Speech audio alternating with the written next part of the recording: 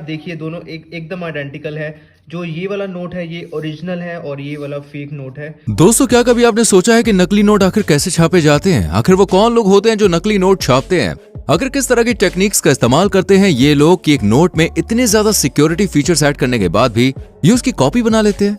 आखिर कैसे चलता है ये नकली नोटों का धंधा? जानेंगे दोस्तों आज की इस वीडियो में नकली नोटों से जुड़े कुछ मामलों और नकली नोट छापने वालों के बारे में। तो बने रहिए इस वीडियो में एंड तक हमारे साथ। दोस्तों, नकली नोटों के बारे में आपने सुना होगा और शायद कभी आपने नकली नोट देखा भी हो। हालांकि ज्यादातर मामले हम खबरों में ही पढ़ते हैं कि भाई यहाँ पर नकली नोट पकड़े गए, वहां पर नकली नोट पकड़े गए, 2 लोग नकली नोट छापते हुए पकड़े गए, वहां 4 लोग धर लिए गए। कहने का तात्पर्य यह है कि चाहे आप देश के किसी भी कोने में क्यों ना रहते हो, आपने नकली नोटों की खबर के बारे में सुना ही होगा। और देश का शायद ही कोई ऐसा राज्य हो जहां से नकली नोट छापने की खबर ना आई हो। तो दोस्तों चलिए जानते हैं आज की वीडियो में कुछ ऐसे ही मामलों के बारे में और साथ ही उन लोगों के बारे में जो नकली नोट छापते हैं। यह मामला था मुंबई का। बीते साल मुंबई के मानखुर्द में पुलिस को सूचना मिली कि वहां पर एक झोपड़पट्टी में नकली नोटों की छपाई चल रही है, जिसके बाद पुलिस हरकत में आई और मकान पर मार दी रेड। दबिश में पुलिस ने नकली नोट छापने के लिए इस्तेमाल किया जाने वाला सामान बरामद किया। यही नहीं दोस्तों, पुलिस ने 7,16,150 रुपए के नकली नोट बरामद किए। इन नोटों में 50, 100 और 200 रुपए के नकली नोट शामिल थे। मामले में आरोपी रोहित शाह को गिरफ्तार कर लिया गया। आपको जान के हैरानी होगी कि पुलिस ने जिस रोहित शाह को गिरफ्तार किया था उसकी उम्र सिर्फ 22 साल थी और वो एक निजी कंपनी में सेल्समैन का काम भी करता था। हालांकि कंपनी में नौकरी वो सिर्फ दिखावे के लिए करता था ताकि किसी को भी उसके ऊपर शक ना हो, लेकिन असल काम उसका जाली नोटों की छपाई और उन्हें मार्केट में चलाने का था। ये बात हुई दोस्तों देश की आर्थिक राजधानी मुंबई की। लेकिन जैसा कि हमने आपको बताया, ऐसी खबरें देश के कोने कोने से आती रहती हैं। तो चलिए एक नजर डालते हैं देश की राजधानी दिल्ली पर, जहां दिल्ली की स्पेशल सेल पुलिस ने इसी साल मई के महीने में फेक करेंसी छापने वाले एक मास्टरमाइंड को गिरफ्तार किया था। पुलिस ने आरोपी के कब्जे से 6 लाख रुपए से भी ज्यादा की फेक करेंसी जब्त की, जिसमें 2,000, 500 और 200 के नोट शामिल थे। यही नहीं दोस्तों, आरोपी का प्लान नकली नोटों की बड़े पैमाने पर छपाई करने का था, इसलिए उसके पास से करीब 5 करोड़ की कीमत के प्रिंटर, वाटरमार्क व नोट छापने के लिए इंक और दूसरे टूल्स भी बरामद हुए हैं। आपको बता दें, मामला दिल्ली के गाजियाबाद का था।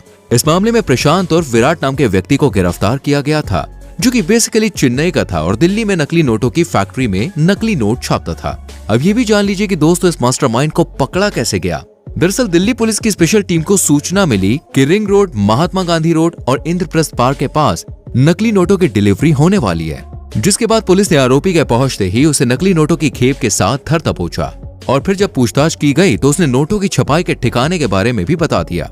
उसने बताया कि उसका प्लान 5 करोड़ तक के नकली नोट छापने का था। दोस्तों आपको बता दें कि नोटों को वो 30 रुपए की दर से बेच दिया करता था। एक मामला है जयपुर का। अभी मैं आपको जयपुर के एक ऐसे मामले से रूबरू करवाने वाला हूँ जो किसी फिल्मी कहानी जैसा नजर आता है। ये मामला दोस्तों एक ऐसे भाई का है जो अपने बीमार भाई का इलाज करवाना चाहता था और फिर जब किसी भी तरह से पैसों का इंतजाम नहीं हो सका तो वो नकली नोट छापने के धंधे में कूद पड़ा और बन गया नकली नोट छापने के गिरोह का सरगना। इसका नाम है दोस्तों ब्रजेश मौर्य। दरअसल ब्रजेश मूल रूप से मध्य प्रदेश के ग्वालियर का रहने वाला था। उसका भाई काफी बीमार था और उसका इलाज चल रहा था। एक वक्त के बाद दोस्तों उसके भाई को आईसीयू में रखा गया और डॉक्टर्स ने 25,000 रुपए रोजाना का खर्चा बताया। लेकिन ब्रजेश के पास इतने पैसे नहीं थे कि वो अपने भाई का इलाज जारी रख पाता, इसलिए पैसों के अभाव में बिना इलाज के उसके भाई की मौत हो गई।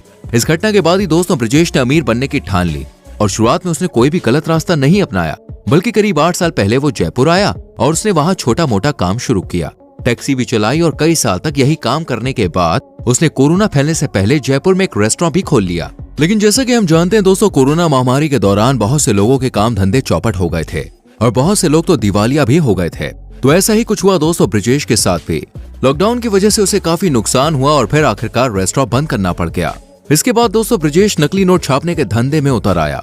नकली नोट छापने के लिए उसने जयपुर में गोनेर रोड पर 10,000 रुपए महीने में एक मकान किराए पर लिया, जो कि कल्पना वर्मा नाम की एक महिला का मकान था।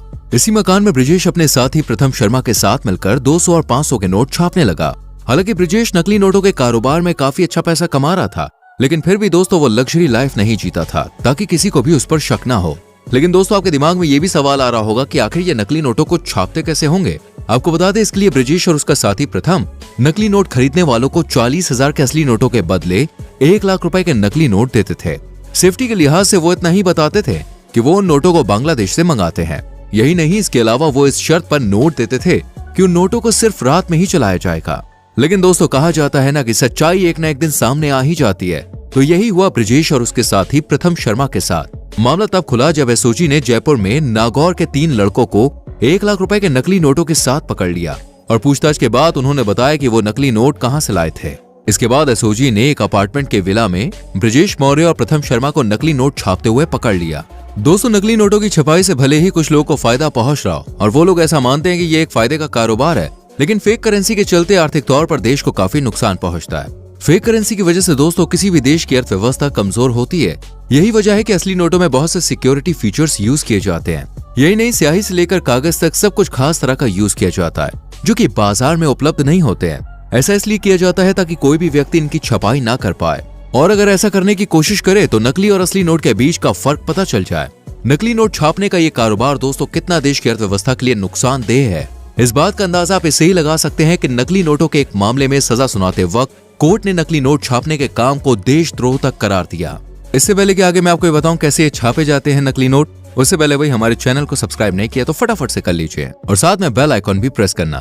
तो भाई सबसे पहले ये जान लीजिए कि नकली नोट छापने वाले लोग नकली नोट छापने के लिए तकरीबन एक ही तरीके का इस्तेमाल करते हैं, जिसके लिए advance printer, scanner, water marker, paper cutter जैसे इंस्ट्रूमेंट्स का इस्तेमाल किया जाता है। जैसे कि हमने बताया कि नोट बनाने के लिए आरबीआई द्वारा खास तरह के पेपर्स का यूज किया जाता है जो कि बाजार में नहीं मिलता है। लेकिन दोस्तों फिर भी बाजार में कागज की ऐसी बहुत सी क्वालिटीज अवेलेबल है जो कि असली नोट छापने वाले कागजों से काफी मिलती जुलती है। इसलिए नकली नोट छापने वाले ऐसे ही खास कागजों के जरिए नकली नोटों की छपाई करते हैं। कागजों के चुनाव के बाद सबसे पहले असली नोटों की हाई क्वालिटी स्कैनिंग की जाती है और फिर नोटों की एक मास्टर कॉपी तैयार की जाती है। फिर सफेद कागज पर वाटरमार्क लगाया जाता है। इसके बाद नोटों के बीच मौजूद आरबीआई की नकली पट्टी को कागज पर चिपका लिया जाता है। फिर इसी कागज पर नोटों को छाप लिया जाता है। आपको बता दें एक कागज पर 4 नोट छपते हैं, लेकिन जैसा कि असली नोटों को छूने पर उनकी प्रिंटिंग उभरी उभरी सी महसूस होती है, इसके लिए ये लोग स्क्रीन प्रिंटिंग का इस्तेमाल करते हैं।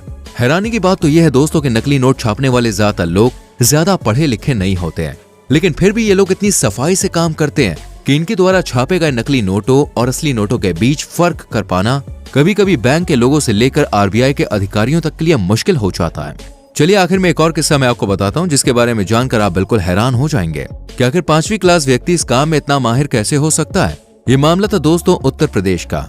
उत्तर प्रदेश में एक ऐसे गिरोह को पकड़ा गया जो 100 रुपए के नकली नोटों की छपाई करता था, लेकिन कहते हैं ना बुरे काम का बुरा नतीजा, ये गिरोह पकड़ लिया गया।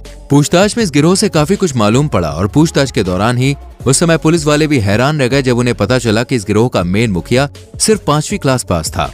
ये गिरोह दोस्तों 10,000 रुपए की गड्डी 450 रुपए के खर्चे में तैयार कर लेता था। पूछताछ में ऐसा पता चला कि ये लोग 10,000 की गड्डी को शराब के ठेकों पर चलाते थे और बदले में इन्हें 5,000 रुपए मिलते थे। अब क्योंकि ठेके पर ज्यादातर भीड़ ही रहती है और लोग भी नशे में रहते हैं, इसके अलावा 100 रुपए के नोट कोई बड़ी करेंसी तो होती नहीं है, इसलिए 100 रुपए का नकली नोट चला पाना इनके लिए काफी आसान होता था।